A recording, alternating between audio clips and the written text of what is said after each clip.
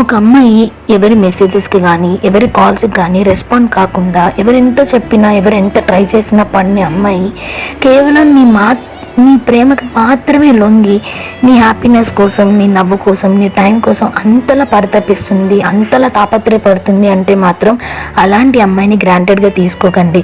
ఎందుకంటే ఆ అమ్మాయి నీ అందం చూసో, నీ ఆస్తి చూసో, లేదా నీ దగ్గర నుంచి వేరే ఏదో ఎక్స్పెక్ట్ చేసి మాత్రం ఆ అమ్మాయి నీతో ప్రేమలో లేదు.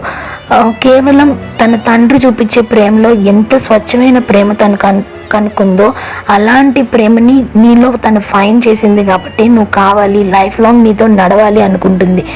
అలాంటి అమ్మాయిని అనుమానించి లేదా కోప్పడి అరిచి దూరం చేసుకోకండి. ఎందుకంటే ఒక్కసారి ఆ అమ్మాయి చూపించే లవ్, కేరింగ్ అనేది దూరం అయిపోతే అది ఎంత నరకంగా ఉంటుందో ఒక్కసారి ఆలోచించండి. ఎందుకంటే మనం వెతుక్కుంటూ వెళ్ళే ప్రేమ కన్నా మనల్ని వెతుక్కుంటూ వచ్చే ప్రేమ అనేది చాలా గొప్పది, పవిత్రమైనది.